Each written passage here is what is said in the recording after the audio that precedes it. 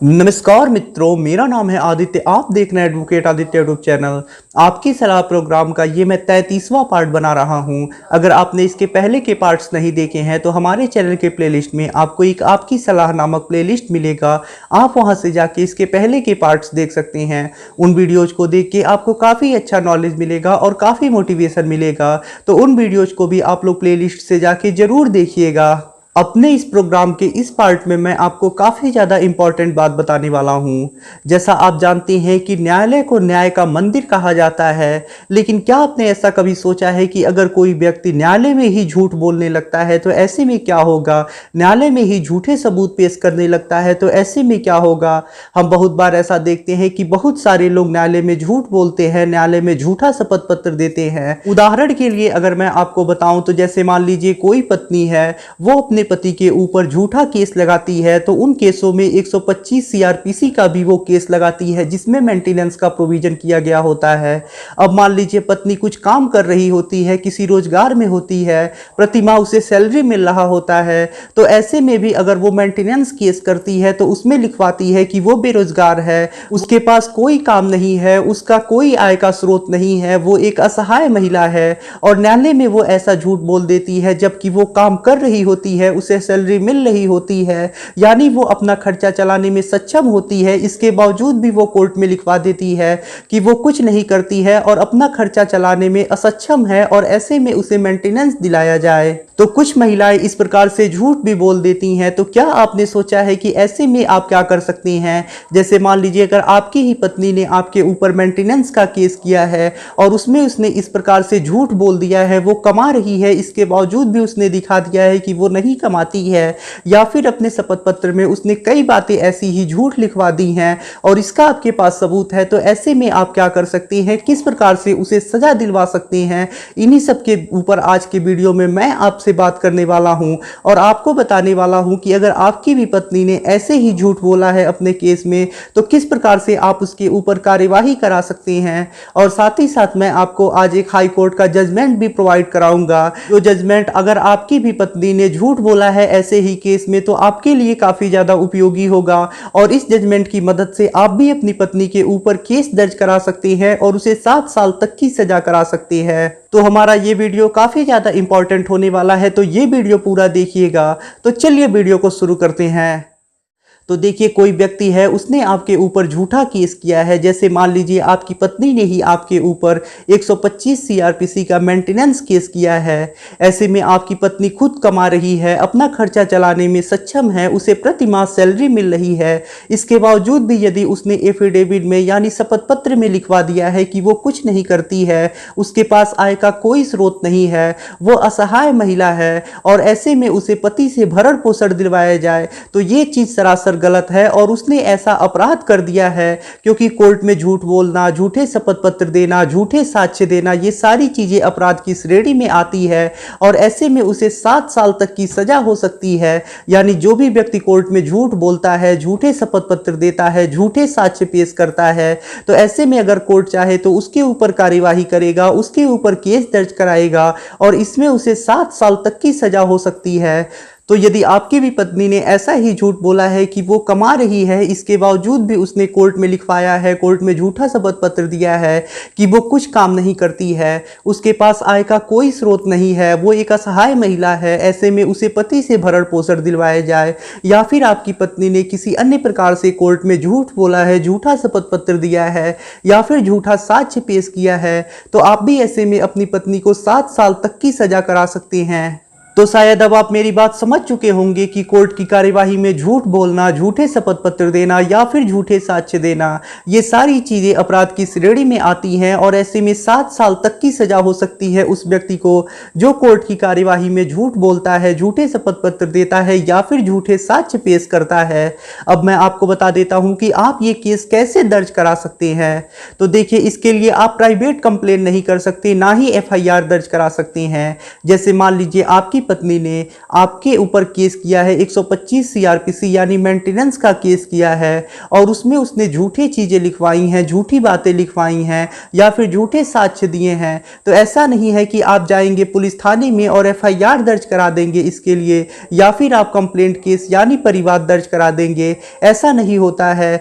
ऐसे मामले में आप डायरेक्ट केस दर्ज नहीं करा सकते हैं। जब कोर्ट चाहेगा तो वो खुद ऐसे में मुकदमा दर्ज कराएगा, यानी आप कोर्ट के संज्ञान में ये चीज ला सकते हैं और यदि कोर्ट को ये बात सही लगती है तो ऐसे में कोर्ट खुद मुकदमा दर्ज कराएगा। यानी आप प्राइवेट कंप्लेन ऐसे मामले में दर्ज नहीं करा सकते हैं, कोर्ट खुद इस मामले में केस दर्ज कराएगा। तो सीआरपीसी की धारा 195 में ऐसा बताया गया है कि ऐसे कौन कौन से अपराध हैं जिन्हें आप कोर्ट में करते हैं, तो ऐसे में कोर्ट खुद इस चीज के लिए मुकदमा दर्ज कराएगा।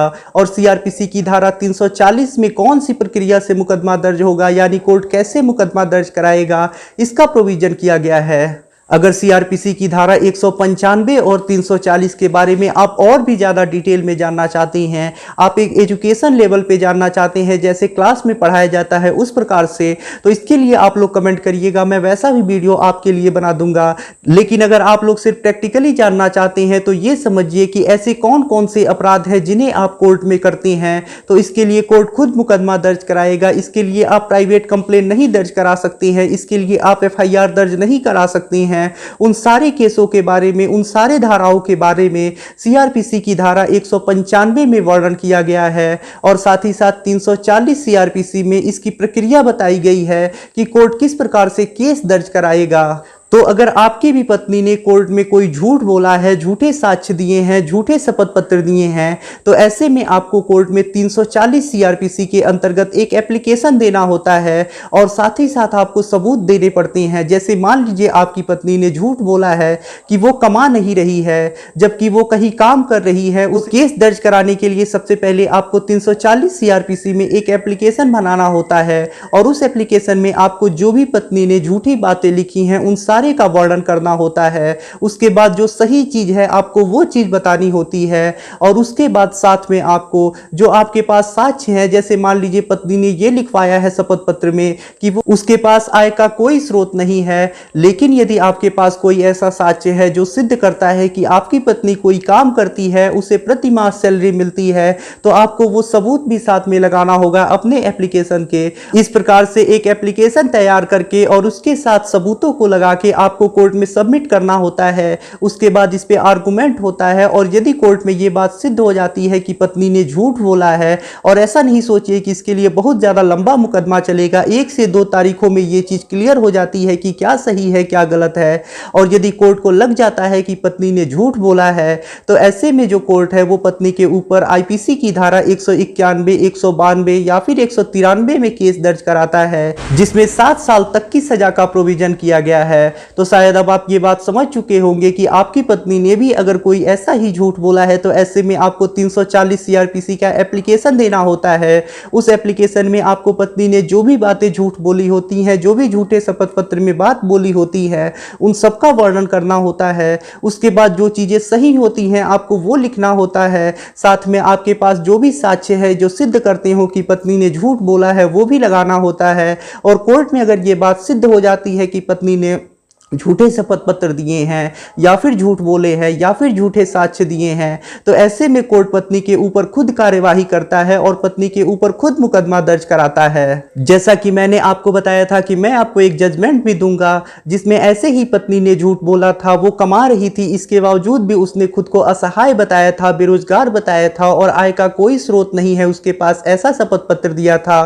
कोर्ट में ऐसे साक्ष्य दिए थे। उसके बाद पति ने 340 सीआरपीसी के अंतर्गत एप्लीकेशन दिया और कोर्ट में सिद्ध कर दिया कि पत्नी ने झूठ बोला है। इसके बाद कोर्ट ने एक्शन लिया और पत्नी के ऊपर आईपीसी की धारा 191, 192 और 193 में केस दर्ज करा दिया। उसके बाद पत्नी हाई कोर्ट भी गई, लेकिन पत्नी को हाई कोर्ट से भी कोई रिलीफ नहीं मिली। हाई कोर्ट ने भी यही बात बोली कि अगर पत्नी झूठ बोलती है अपनी कार्यवाही में, महिला कानूनों का दुरुपयोग करती है, तो ऐसे में महिलाओं के ऊपर भी ये केस दर्ज हो सकता है। तो ये काफी इंपॉर्टेंट जजमेंट है।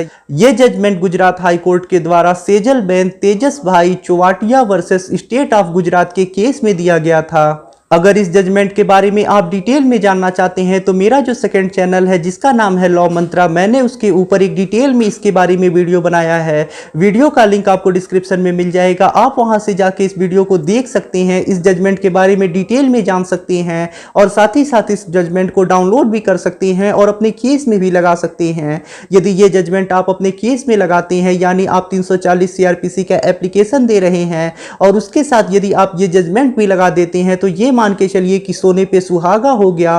फिर आप ये मान के चलिए कि आपके एप्लीकेशन पे कोर्ट कार्यवाही करेगा, इसका चांस ज्यादा बढ़ जाएंगे और आपको सफलता मिलने के चांस भी ज्यादा बढ़ जाएंगे। तो यदि आपकी भी पत्नी ने ऐसा ही किया है, कोर्ट में ऐसा ही कोई झूठ बोला है, तो ऐसे में आपको भी 340 सीआरपीसी के तहत एप्लीकेशन देना है। जो भी पत्नी ने बातें झूठी लिखवाई हैं सारे का वर्णन कोर्ट में करना है। उसके बाद क्या चीज़ सही है क्या चीज़ गलत है ये भी बताना है। साथ में साक्ष्य भी लगाना है कि पत्नी ने ये चीज़ झूठ बोली है। आपका साक्ष्य ये चीज़ सिद्ध करना चाहिए कि हाँ वास्तव में पत्नी ने झूठ बोला है। जैसे पत्नी कहती है वो कोई काम नहीं कर रही है, वो बेरोजगार है, ऐसे में आप साक्ष्य के तौर पर उसकी सैलरी स्लिप लगा सकती हैं या फिर इनकम टैक्स रिटर्न की आप कॉपी लगा सकती हैं या फिर जहां पे पत्नी आपकी काम करती है वहां से आप आरटीआई से निकलवा के लगा सकती है या फिर उसके बैंक स्टेटमेंट को लगा सकती है जिसमें ये चीज दिखाया जा रहा हो कि बार बार हर माह उसके खाते में रुपए आ रहे हैं सैलरी के तौर पे।